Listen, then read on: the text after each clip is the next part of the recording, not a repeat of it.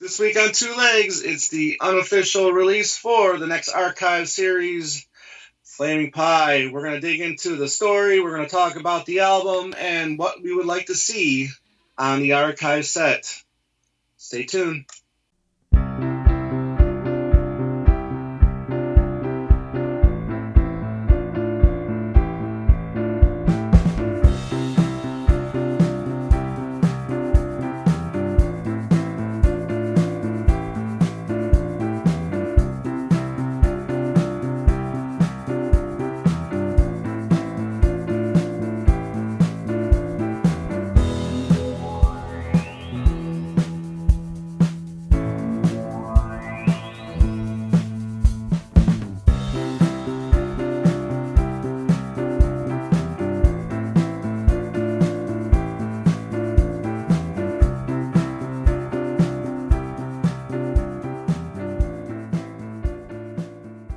Happy New Year, everybody.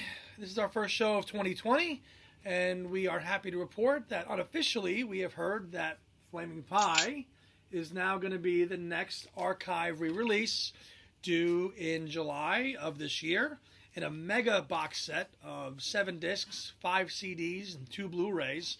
And Tom and I are here to kind of talk all about it and kick it around and contextualize it. It was a very important period in Paul's life, personally, professionally, and just as from a personal note, I was in high school when the album came out, so it's a pretty important album for me. So I have a lot of memories with it, as I'm sure you do, Tom. Absolutely. Yeah. So what are your initial memories of Flaming Pie? When it came out, did you love it right off the bat? What did you think about it? Well, first of all, just going to say happy birthday to you, and I hope you had a great day. but yeah, Flaming Pie. When I first heard about its release, I was really excited because we had all of this wonderful Beatles anthology stuff come out over the last 2 years, and it was just like a continuation for me. And it's yeah. I loved it the first time I heard it. There might be a couple tracks here and there that I don't listen to as much as the rest, but I mean, for me it's a solid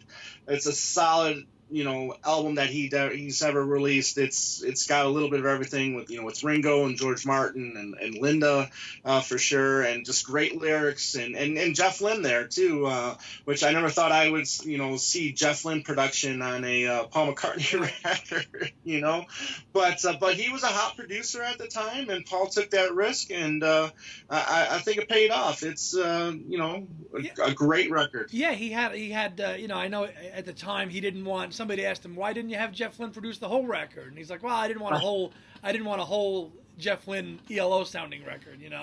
So Right. it's very interesting when you look at the track listing on this album. It's got a little Jeff Lynne, a little stuff produced by himself, a little bit of George Martin with Beautiful Night produced in orchestration. So it's an album that, as we know, and we've read the history of it, and albums, people record, an artist records an album, they do a couple sessions over a couple months, and the album comes out. This was an album that was not produced this way. It kind of organically flew together over the course of 5 or 6 years, which McCartney has done, probably the latter half of his elder career. I'd say probably from this point on, really, from Right. 1997, he's in his 50s, right? So he's 55, 56 probably at that time.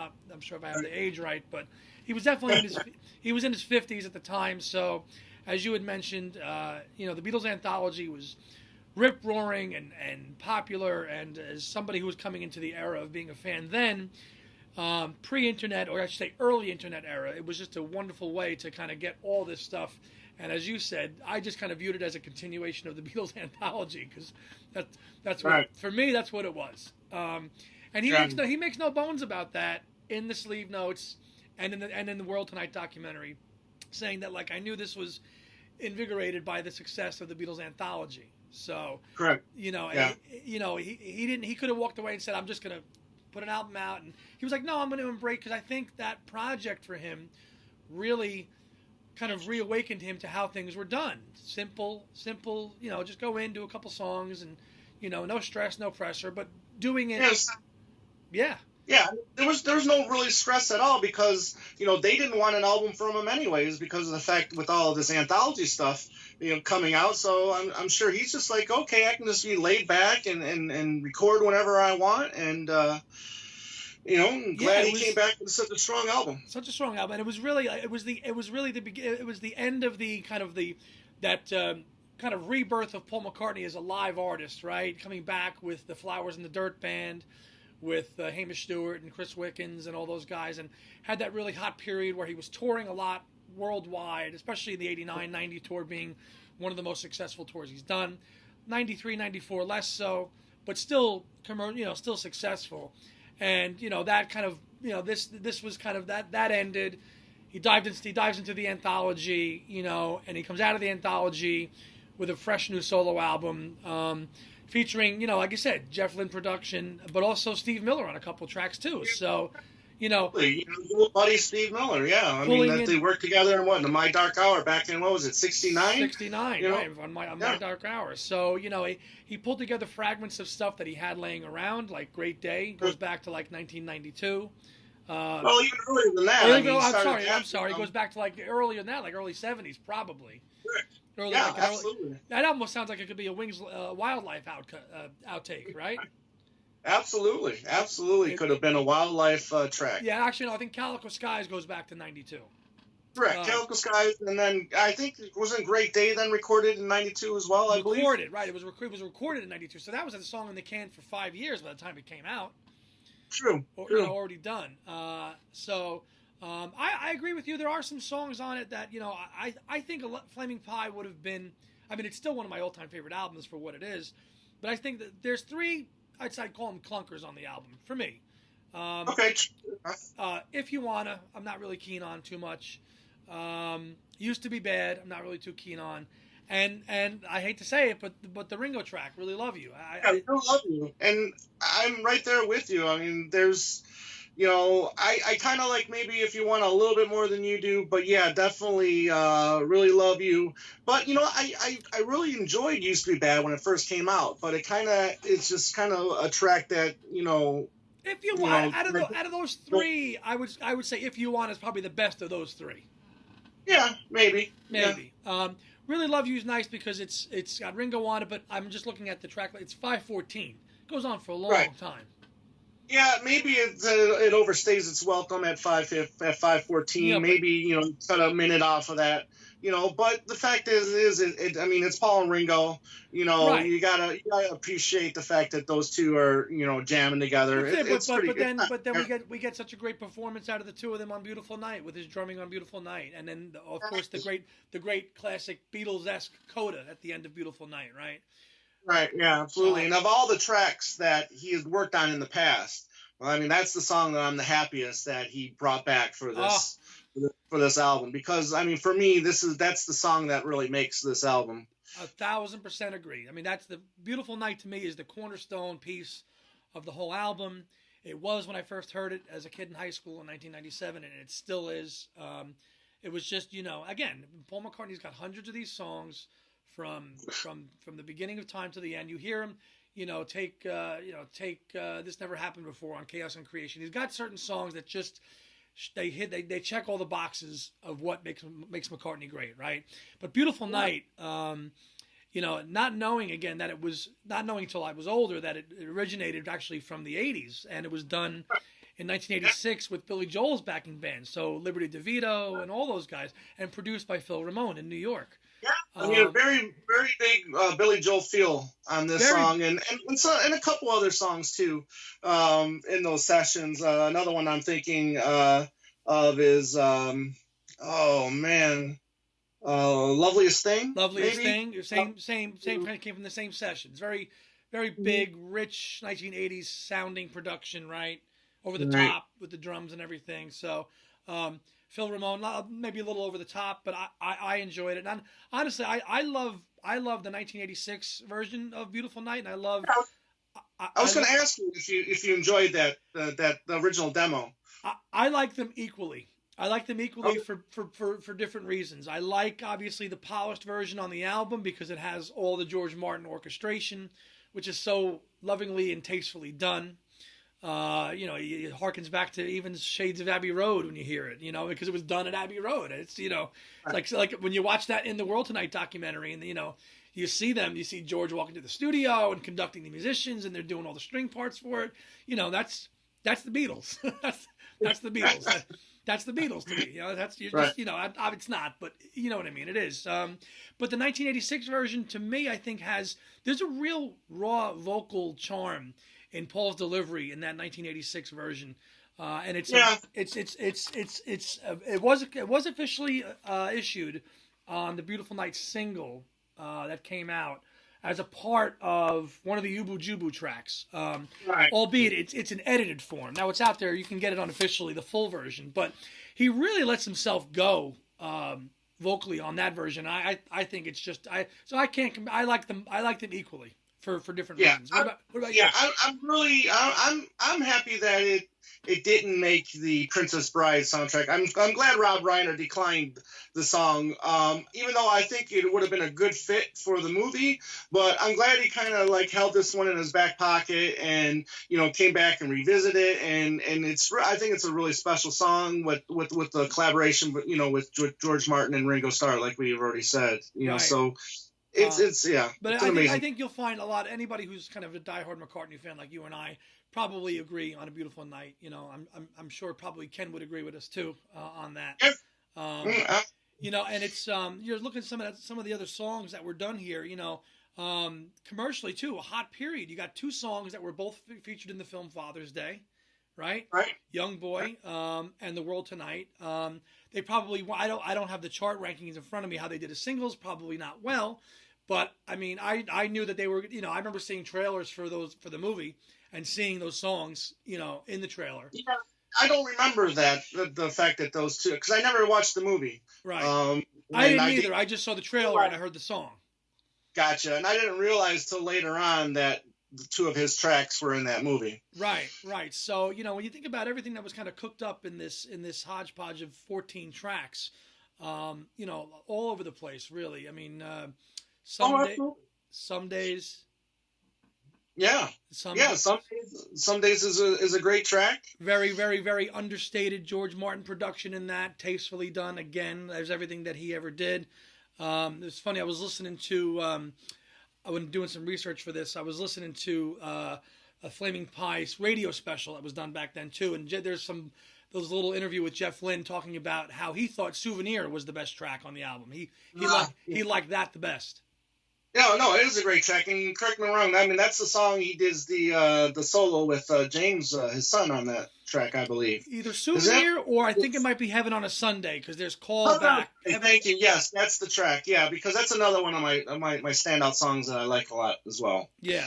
But I agree. "Souvenir" is up there when I think about this album for sure. Yeah, I think for me as a fan, this album bookends one stage of Paul McCartney's career, and I say that because obviously Linda passed shortly after this album was released, and if you watch that In the World Tonight documentary, it's such a heartfelt tribute to what that marriage was and everything about it, Yeah.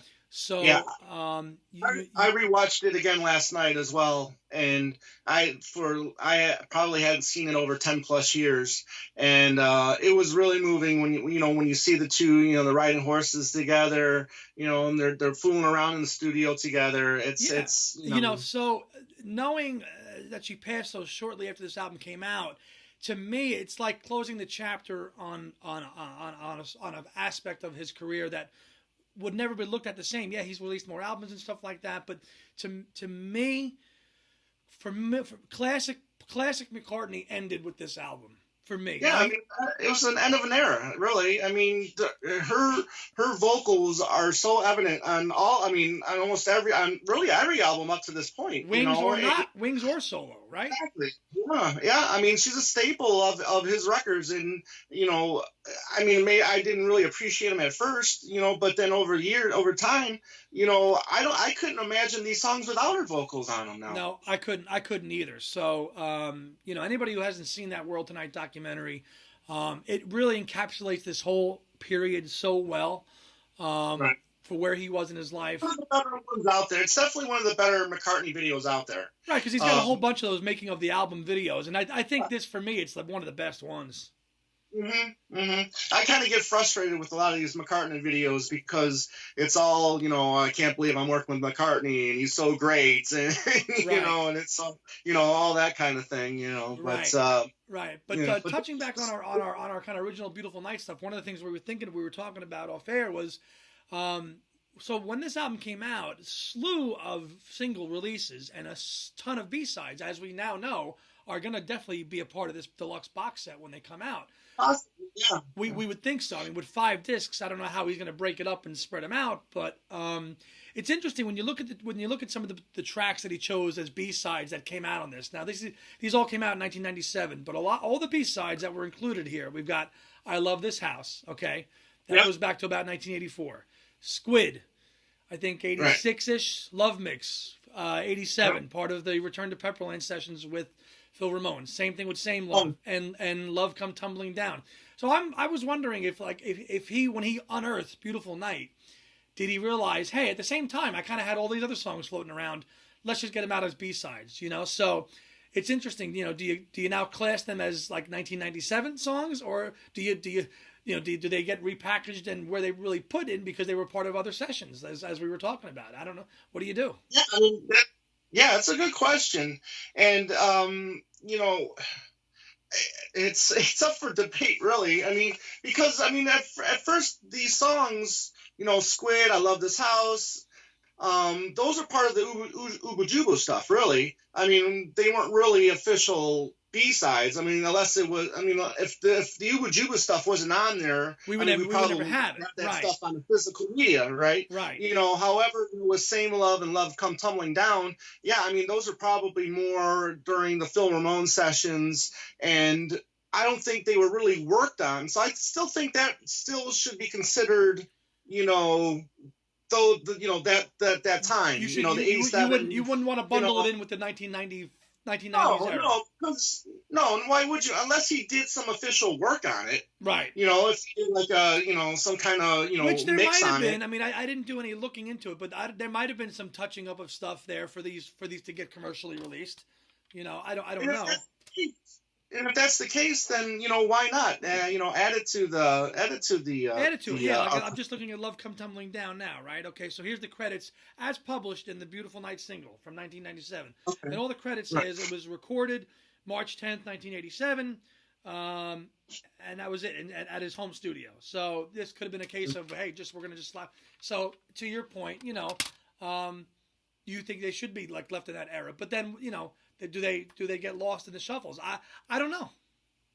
You never know. I mean, he may have a plan for these songs for maybe like a press to play archive set. You never know. Everything that I did in that 1984, 5, 6 period, I'm going to just put it out in that, and maybe that's what he'll do. Why not? Because he had a lot of the same people helping him. I know he started working with McManus a little bit then, in the later '80s. Mixing in with Hugh and Phil. Working with those two, and I think it should all be lumped up at the same, in the same era. Yeah. So, but then if he doesn't include any of that stuff in this box set, then you have to really wonder what's coming then across what's coming across the span of 5 discs, really. Right. I mean, if you want to start digging into that now, we can. Sure. But sure. I think there's a lot of possibilities. Like I said, he had a lot going on in that time. The only 2 real new official B-sides from those sessions were Broomstick and Looking for You. That's it. Right. So then you got 2 songs right there, which would be on disc 2, because disc 1 is just the album. Right. Maybe we'll get a case where we get like they did with Tug of War. Maybe they'll remix the album. One of my possibilities is a remix. If it is going to be 5 discs for sure. A 3rd disc, you're looking at B-sides, demos, and Ubu Jubu stuff. Right. Maybe. A 4th disc, a possibility could be Standing Stone. That was released in '97 as well. It's just a possibility. He released Thrillington with Ram. I know those 2 go hand in hand, but it's still a possibility. It could be. but there is a lot of Ubu Jubu stuff out there. I mean, that could go over 2 discs as well. Maybe he says, because I do seem to remember at that time in the 1990s, Ubu Jubu being on syndicated radio. I heard it as I heard it then. Maybe he capitalizes and says, okay, I'm going to bundle this Ubu Jubu stuff as a part of this because that was big. And now remember, you've got the also, which, and maybe that's his thinking, because you had exclusively available through Best Buy at the time when it came out was that Ubu Jubu Ecology, which was bundled with Flaming Pie. So if you bought it at Best Buy, you got this kind of Ubu Jubu extra disc, which was all kind of just focusing on ecological issues and had a lot of the stuff that was on Off the Ground and things like that. So maybe he is thinking of like doing an Ubu Jubu pairing with some of this stuff and getting all the stuff under the Ubu Jubu umbrella bundled into it. Maybe. Right. Yeah, you never know. I mean, and then plus, you got Rushes from '98. I mean, he was working on that. I mean, that's a possibility as well. I mean, that would be kind of cool to see something like that in there. I highly doubt it, but it's that same. It's that same period. Like I said, there's so much stuff going on there in this period, classical wise. Although I do tend to think he'll probably end up keeping them separate. But in terms of content, now I mean, we know for starters that if you want to kind of kick it into the next realm, did a lot of promotion for this album, lots of appearances. He was on Conan, he was on Oprah. He did the VH1 Town Square with John Fugelsang, which I probably have on a VHS tape somewhere floating around in this room, somewhere here still. But that was so well done, and he did that whole improvisation of Bishopsgate, like off the spot, right? Remember? Do you remember that? Yeah. That's the fun part of In the World Tonight. Right, but like he went into the audience and was like, "Yeah, I just came up with this song called Bishopsgate," and he just did it right then and there, and it was great. So, maybe we'll get Bishopsgate as like a bonus track of audio on a bonus disc. Well, yeah, I mean, before we get to the promotional stuff, I mean, a few other songs that I thought that might make the cut was, I mean, one, he Tropic Island Hum, that makes its theatrical debut in '97. Maybe we'll see that in there. The song Whole Love that he did with Dave Stewart, that started in '97, which got released in 2005. The Ballad of Skeletons, which he did with Allen Ginsberg and Philip Glass. I mean, that's a possibility. I think that came out in '96. You're looking at there's also 3 more songs that he did with Steve Miller during those the Steve Miller sessions for Flaming Pie. You got Sweet Home, Country Girls, Soul Boy, and I think there was one more. So there's still some more audio out there that could be included. Yeah. So at 7 discs, is this going to be the largest archive release so far? It's up there. I mean, with Ram, I think we had. 6, I think, because you had the album, you had the remix, you had the bonus, you had Thrillington, and then you had a mono. Mono as well, and then the DVD. So I mean, there's 6 there for Thrillington. Yeah. And then Red Rose Speedway was a nice size too. That might have DVD, Blu-ray, the album, the double album, and the bonus tracks. Right. So there's definitely a lot of potential for audio, extra audio in this, but I think it's one of those ones where all we have recorded on notes is really just like, okay, we've got the B-sides, Broomstick and Looking for You. He's got to really pick and choose, like you said, the Steve Miller contributions, and is he going to bundle them into the things he worked on? What's he going to use? Unless he just right. Does he put the early takes of Beautiful Night in there too? I mean, that would kind of be cool to have Beautiful Night on one disc and then 3 or 4 different versions of that him. Would be cool to see working on it in the '80s. A progression of Beautiful Night. That would be really cool. Yeah, absolutely. I agree. That would be cool, 100%. Yeah. But then getting back to the promotional, like you said, I mean, there's a lot of, stuff because it's 2 DVDs. What are you going to get on those DVDs? And like you said, you've got a lot of, video content of him doing promotional stuff. I mean, I don't know. Does he have to get rights for, that stuff? I mean. I don't know. The World Tonight documentary was produced by Rhino. But I'm sure he owns that, though. I mean, it's MPL production, I think. Yeah, I'm sure he owns that. The other stuff, the appearances on other shows, he might have to get licenses for. Like I know when he did an appearance on Conan. I remember his appearance on Oprah being a big thing, and that was later on. I think he did Oprah in October of '97, so the album had already been out for a while. And I remember he did Oprah, and that was a big deal. You know, I remember he did like he showed 2 videos for that, right? He showed Little Willow, which I think is the only time that's ever been played. Right, that was that video with the young kids and stuff like that. Yeah. So there was that, and then that's when he showed premiered the Beautiful Night video, shot in black and white, and I think, and that's what kind of when he kind of had the video screens of himself playing like all the different instruments, kind of like doing the whole coming up thing again. I think so I mean, but that was a pretty cool segment. I don't know in terms of like the legalities and the copyright. Can he bundle that in for video content? I mean, I don't know. Probably not, but who knows?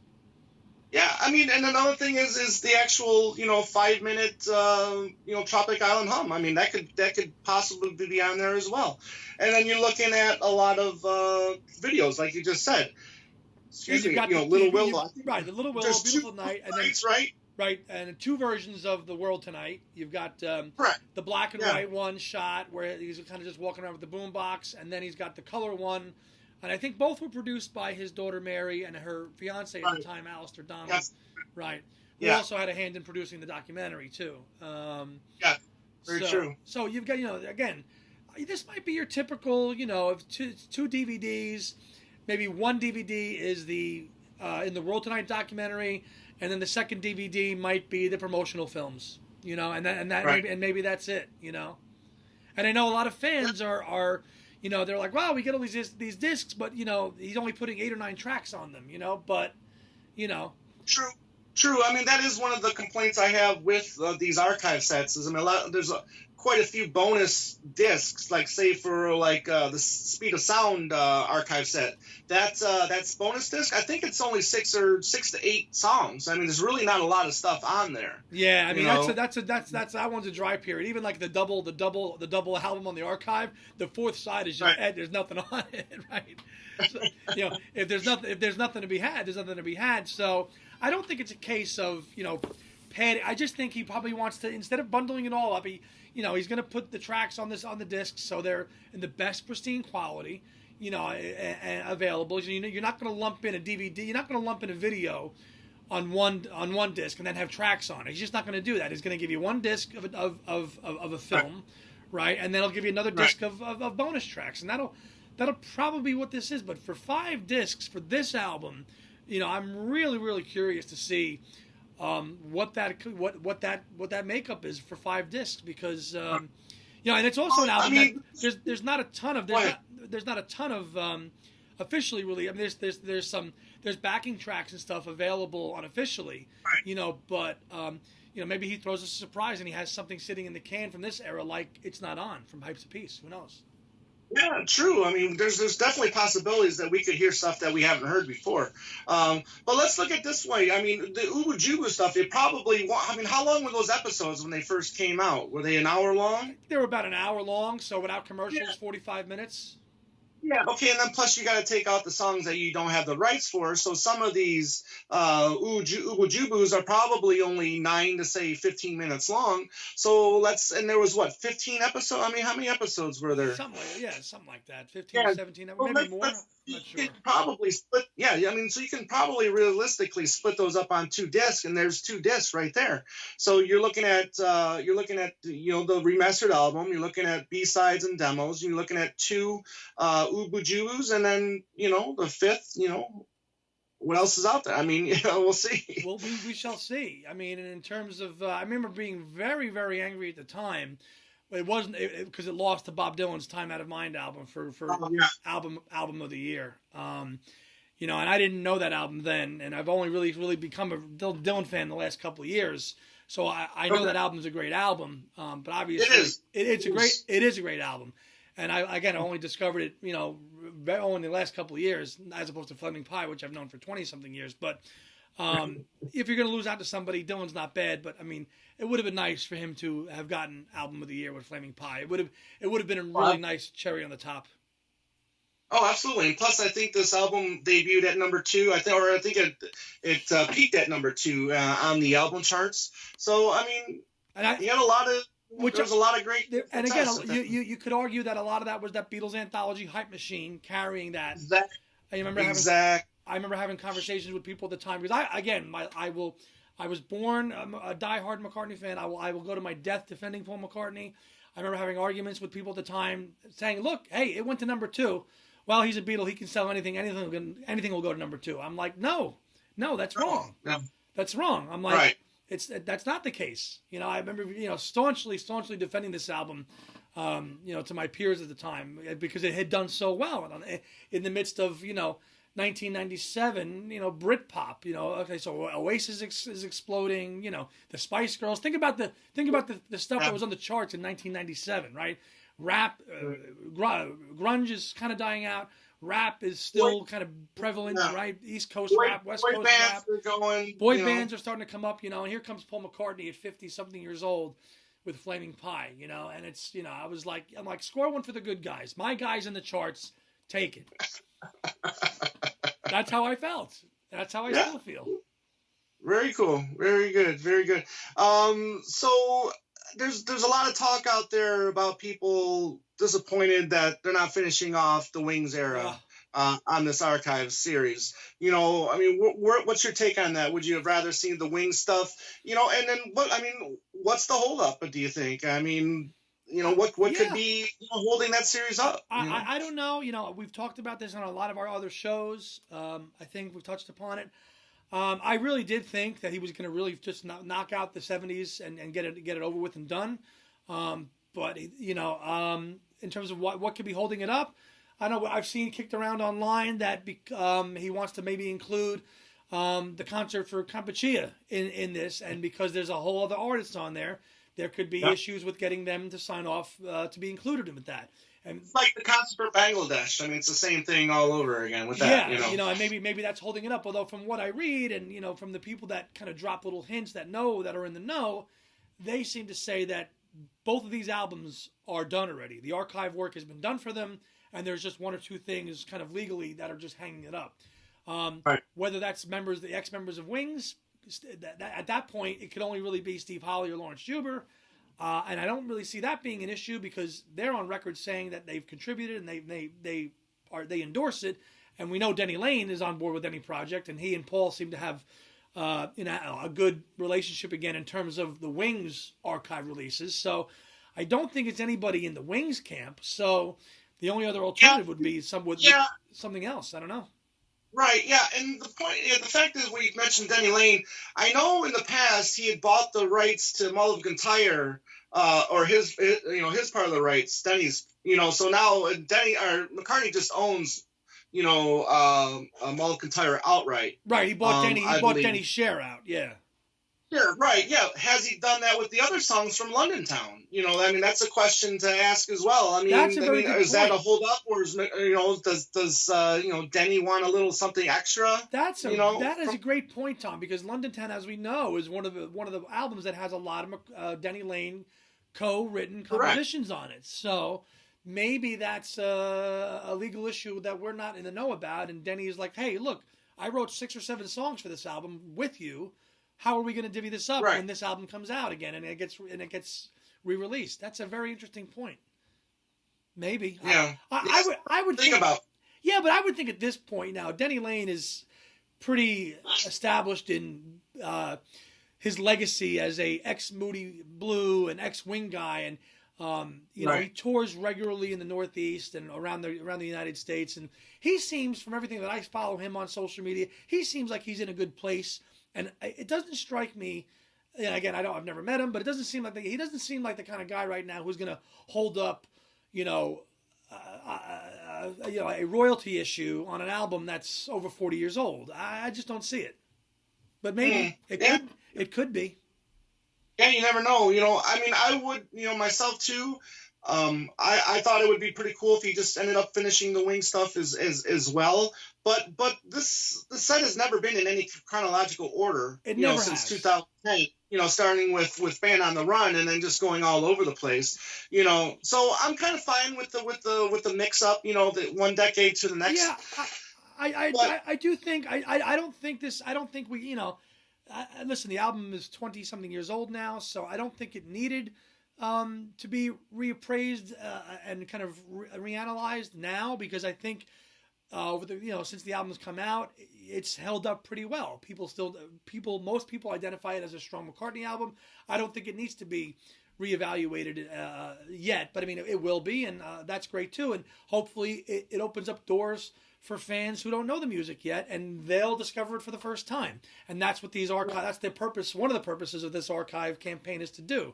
So hopefully it does that. I personally would have liked to have seen, Broad Street get bundled up in a big box yet, or Press to Play, like I know Ken is so desperately waiting for. So am I, Ken. But no, I mean I would love to see those released as well, and maybe those two sets will come after London Town and Back to the Egg.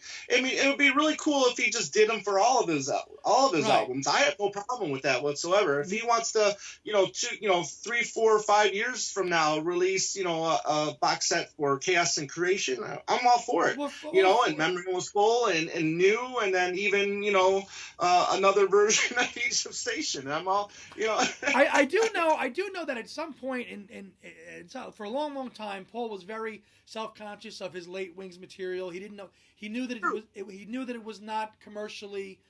He knew that it was not critically well received. He knew commercially it did okay. London Town went to number 2, a very huge success with a little luck. Commercially did very well. Critically, not so well. Back to the Egg. Commercially, not really so well. They only went to number 8 or something like that, or number 9. So I know that those reviews scorned him for a very long time. So I'm sure when he's going through this in his head, he's like, well, okay, every album we put back out again and we kind of go to get reassessed. How are we going to, what's my thoughts on it? How am I going to pitch it again? How am I going to sum up this period? And I think that's been a big struggle for him with these two albums. I think he's not really sure. I think he's gotten past it, but I think, listen, we knew right out of the gate we weren't getting London Town and Back to the Egg at the beginning of this series. That just was not going to happen. But I think the formula is there now with his marketing team, and they're going to use the example like they did with the early Wings box set and bundle the two of them together, throw some exclusive live stuff and make it exclusive to a box and package it as the final send-off of the late Wings era, and that'll be the end of that. Yeah, when you got to look at the success, I mean, it did sell out that 71 to 73 period. I mean, that box set, that huge box set, what was it, 2,000 copies or something like that? And yeah, that's sold out like hotcakes. If you go on Discogs, I think it's still fetching for $1,800, $1,900, $2,000 still. And and then so you gotta assume that he's going to do the same thing with London Town and Back to the Egg. Yeah, yeah. So the soup out, so I mean, all these high-end items are still selling, so he's doing fine. He's doing perfectly fine. He is. And I'm glad he's going back and reevaluating these songs, because I know he has gone back and talked highly of songs like Arrow Through Me, where, I mean, he's really, fond of that song now, where maybe in the past he didn't think it was as good, or it stood up to, some of his, gems, like, Maybe I'm Amazed or something like that. But I'm also curious to see, I mean, by me too. It could be with him going back, and I'm sure he's done it, or it's already done because it's been announced.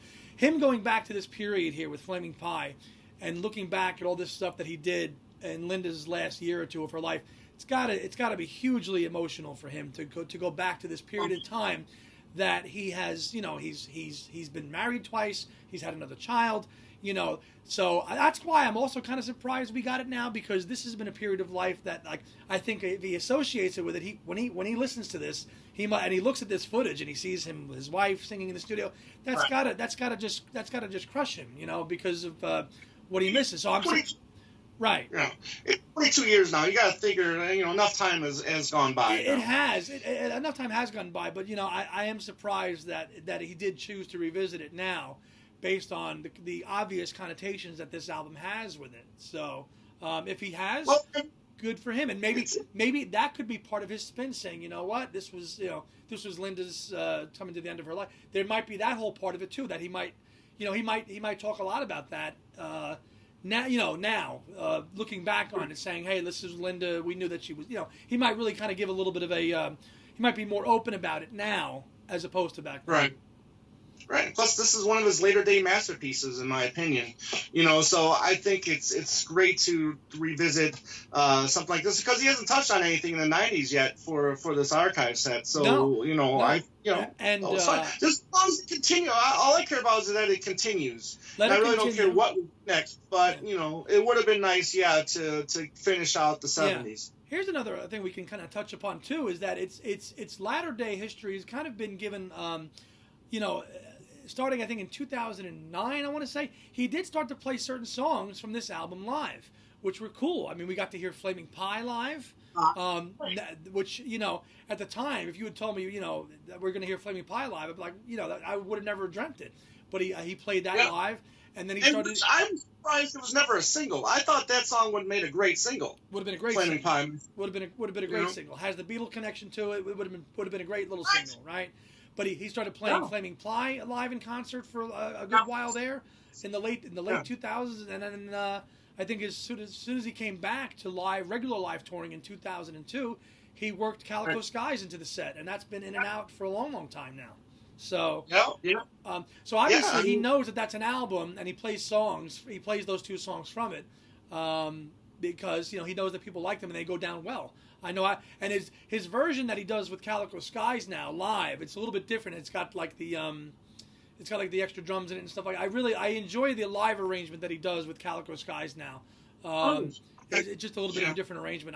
I would probably max out 10 credit cards to see him do Beautiful Night live, but I don't think it's ever going to happen. 10 of them, huh? I would, and you would too.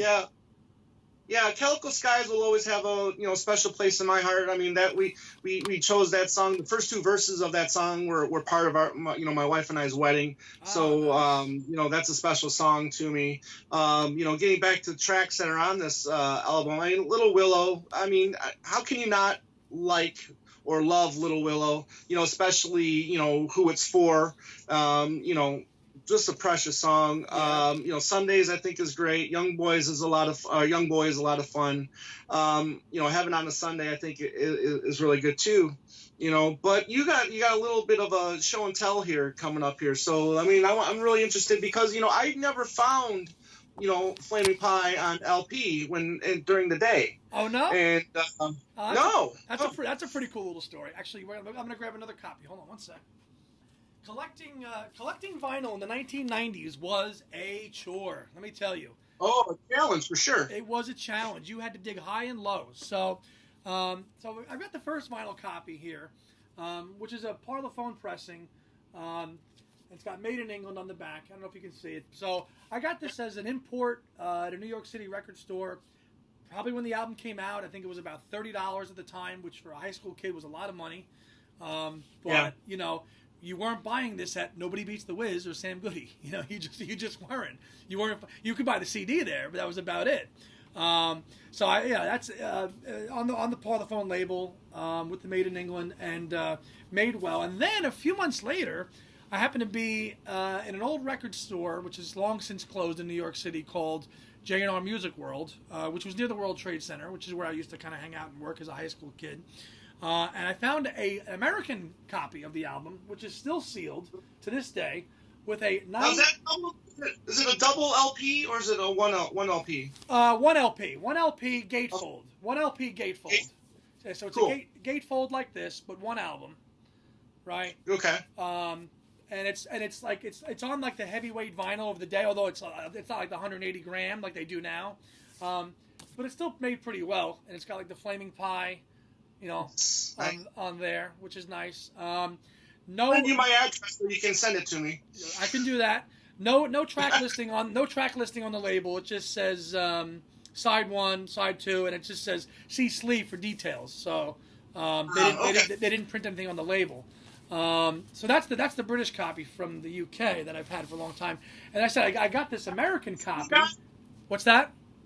The British one was the first one you got. The British port, right? Yeah, the British copy I got from Parlophone, and it wasn't sealed either. Albums in the UK I don't think were large. I think they're sealed now, but back in the day. So when I got this, it was already open, which was pretty cool. But 22 years now, it's still in pretty good shape. Although in my younger days, I did play a fair amount, but it's still in pretty good shape. And I gave it a playing the other day, still pretty good. As I found this other copy, as I mentioned it. J&R Music World, to my surprise, I think in the summer of '97, I found it for the price tag of $9.99. Yeah. You got it. $9.99. An American, Wow. on Capitol Records. So you can see it says Capitol Records on the bottom, and it's still sealed. It's got the hype sticker. Paul McCartney's Flaming Pie, World Tonight, and Young Boy from the film Father's Day. Never opened it, and it was $10 back in the day. Wow, good for you, man. Yeah, so I've got that. Got a couple of the picture disc 45s, which made their way into rotation. Beautiful Night picture disc on side 1, with Love Come Tumbling Down on side 2. Same picture for both.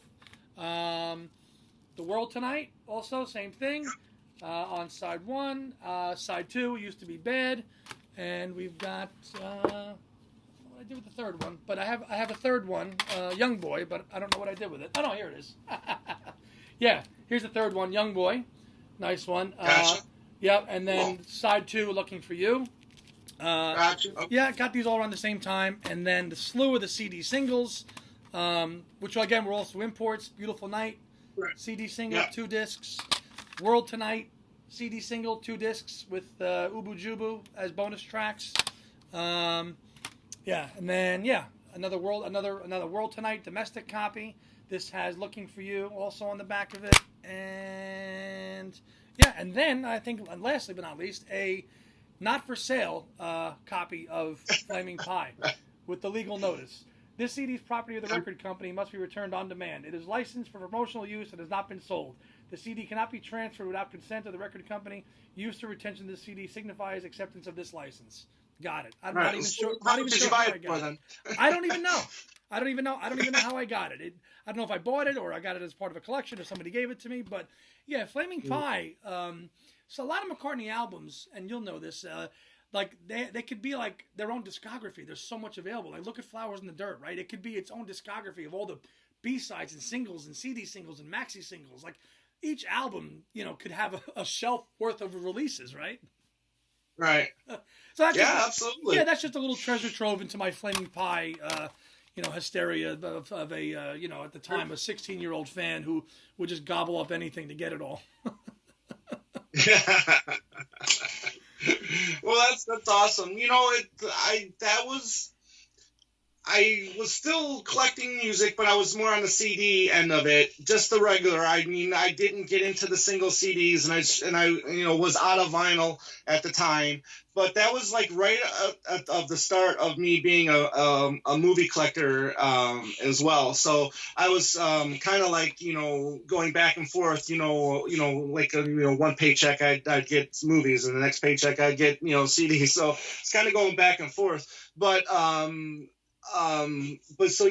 now I'm kind of like kicking myself in the ass for not paying attention to this stuff back then, so now I'm like kind of like going back and trying to find stuff at a reasonable price. Right. I'm not even sure if you could find. I'm sure you could find it, but like again, the 1990s was such a vinyl, because CD was king, right? CD was king forever, and you could. You really had to, you had to get records were still manufactured in the UK a little bit more than they were here. So if you wanted it, it was a very low pressing. Oh yeah, I mean even that American copy from Capitol, I don't even know how many of those were pressed. Probably not too many, So low thousands, probably. I would imagine.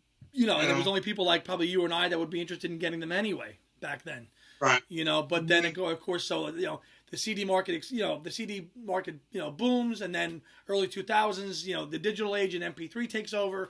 And all of a sudden, here we are 20 years later, and now you can go to Barnes & Noble and you can go buy it, vinyl, in any configuration and versions and formats, and like it's, like it's 1975 all over again. Now I'm fine with that. Yeah. I'm definitely fine with that. Will you, what kind of info, when this comes out in the different formats, what kind of, will you just go for the box, or will you try to just get, like, you're just going to get the box that comes out and that's it? No. What I'll do is I'll have the the box set and line it up with the rest. I'll get the digipack and line it up with the rest, and then I'll get the vinyl and line it up with the rest. So, yeah, I do the 3 different configurations myself. There you go. That's the recipe for a completist Paul McCartney archive collection campaign, right? Yes, and a recipe what's for the date? emptying your wallet as well. Yeah, the date for this is July 24th as of now, right? Yeah, July 24th. That's would have liked it a little bit sooner. Would have liked it like around April or May.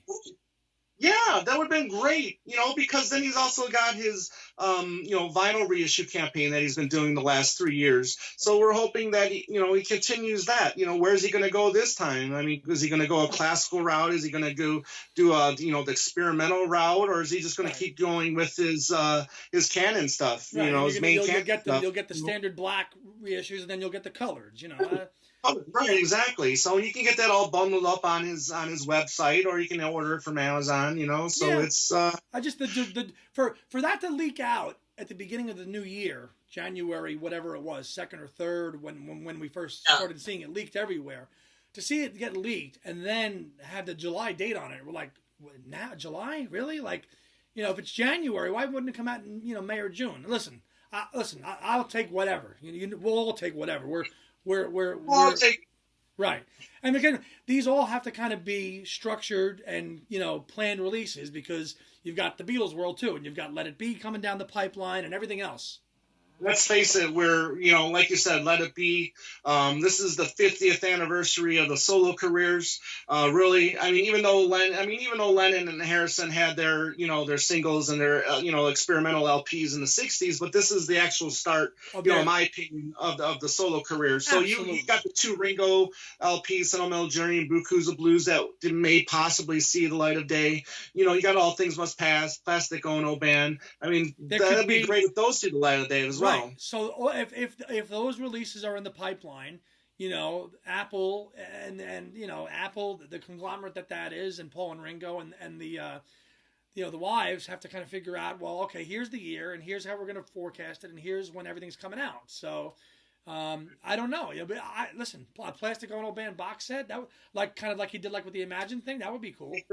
That's what I was thinking. Yeah, I mean, if it's like that, then I'd say more power to you. I mean, it would be wonderful to get those raw vocals, to get some isolated vocal tracks, on that, like Imagine did. Yeah. I mean, really cool. Excuse me. I mean, I'm looking forward to seeing how this plays out. Yeah, we've now reached the decade now. We're at the 50 plus now. Now we're entering 50th anniversaries of solo stuff now. So the 50th anniversaries have now come and gone. This will be the last year for the Beatles stuff. Do we get a 50th anniversary edition of McCartney? I doubt it, but you never know. You never know. Maybe just a vinyl release, of a 50th anniversary. Yeah. Who knows? I doubt it. I mean, there's so many out there. So many available now. I mean, you can't even find. It's hard to even find the archive vinyl of that now, because that's only 7 or 8 years old. But try to find that. Try to find that's discontinued now, because that was on Concord. Right. So you can't. That's hard to. Any of those titles that came out when he was still with Concord and Starbucks, whatever, those are hard to come by now. Right, yeah, but he did reissue them in that first bundle. Right, they came out again. They came out again under Capitol, and because he went back to Capitol, and this love-hate thing with Capitol. He was with them for Chaos and the Creation, then he left, then he went to Starbucks, then he came back, and it's just stay with them. Have a lifetime contract and be good. Exactly. So exactly. It'll be very interesting to see how 2020 unfolds, and I know you guys touched upon this in Talk More Talk, which was another great episode you guys had the other night. Obviously a little close to my heart, because you guys are doing B-sides, so that was a great conversation and great contributions from Joe and Kit and Ken and of course you, and that was a fun one to watch. So I enjoyed that one too. Well, thank you very much. Cool. Well, man, this is I think it's going to be an exciting year. And who knows what else, McCartney or the other three or the Beatles camp. I mean, who knows what else is in the pipeline to get released this year. Do we have solid dates for Let It Be yet, or it's still rumor? October now looks like. If that movie if that book is on Amazon for an October release, I believe. Yeah. Okay. So now you got to think, okay, they're going to release all of it together, the movie, the book, and the music, so... Just the original film has to be preserved and restored in this release somehow. Somehow, some way. That's the main thing. That you cannot ruin the integrity of that film at all, listen, in my opinion. I know Paul probably thinks he comes off as a little bit gruff and as a bully, but you know what? The eye in the sky does not lie, my friend. It is what it is. That film is there, and if it's going to be doctored and it's going to be trying to be whitewashed from history, then I'm not a fan of that. That film has to come out. The original version, the original cut of that film has to be included in a cleaned up way on Blu-ray for all It's already cleaned up. I mean, when the Let It Be Naked came out, Lindsay Michael Hogg had said that it was done. They cleaned it up, they remastered it. And that's 2003, which is that was a long time ago. Yeah, true. So we still don't know if that's going to be, that's still up in the air, if it's going to be bundled or not. I would think after 50 years, I think all parties would probably say, okay, just throw it in, and who cares? They're more money. Charge more money for it. Yeah, because you know what? Speaking of more money, it's like with this set, this Flaming Pie set, I'm looking at it like another $200 price tag, same as Red Rose Speedway. I mean, it's going to be probably just as much, material for 7 discs. And think about it now. Yeah. It's like discs. I mean, it probably actually costs more to manufacture discs now because people aren't buying them. I was in a friend's car the other day, 2019, whatever. There was no CD player in the car. No, just the auxiliary cord, right? There was no CD player. So think about it. I mean, it probably costs a pretty penny to produce these now because the scarcity of them. Because now, people aren't really playing them as much. So right. I don't think they'll ever disappear. I just think they're, less places are going to sell them, and then you're just going to see more people buying from Amazon, or their local, try to get them at their local record store. Or buy them secondhand. You just go to a brick and mortar store and buy them there. Exactly. You go to the chain stores now, it's a joke. I mean, I don't even think they have, there might be one little small $5.99 bin of like CDs. But Best Buy's officially stopped selling CDs. Yeah, you could probably buy them online. Selling vinyl, though. They're selling vinyl. They are selling vinyl. Well, because vinyl is hip and chic and everybody wants it, right? So that's why, Until that, on kids playing vinyl on their $75 record players. Sure, right, got it.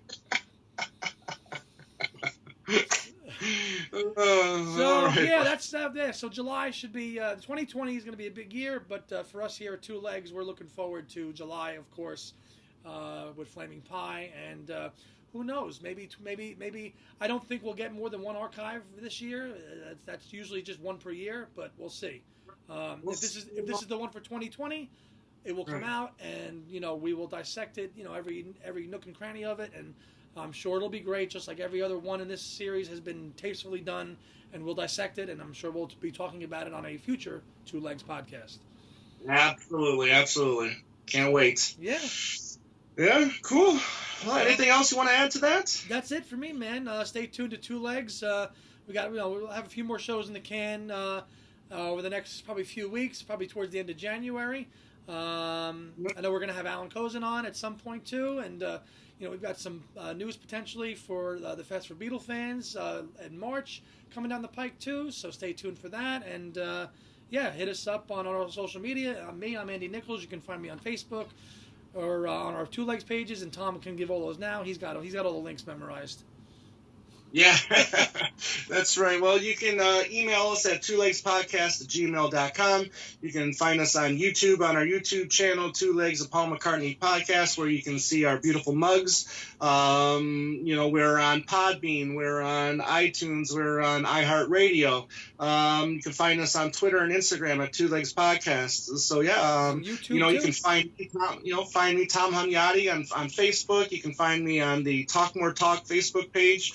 And we're everywhere as well. Talk More Talk. And like Andy said, we just had our last episode on this past Monday where we talked about B-sides and bonus tracks that, we feel should have been on the album. There's a lot of, he's given us a lot of non-album B-sides and some bonus tracks thanks to these archive sets, that, are really good, and especially with the Egypt Station stuff. A lot of the stuff that he's released throughout 2019 really should have, in my opinion, been on that album. I mean, even though I love the album, I think it could have been 10 times better with some of those tracks, like Frank Sinatra's Party and, Home Tonight and In a Hurry, for sure, 62nd Street maybe, as well, And if you haven't checked out our most recent show before this one, check out our year-end one, which we kind of covered our top 20 McCartney's tracks over the last decade, which featured Tom, myself,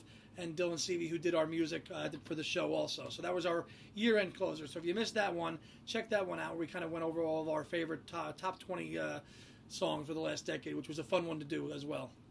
Absolutely. So once again, Andy, another fun episode. Looking forward to the next. And everybody, thank you very much for taking the time listening to our show. Please, if you have something to comment, please email us. Like I said, I gave you all the information. And we're on YouTube. We're on YouTube also. Yeah, check us out there. And as always, everybody, have a great day and a beautiful night.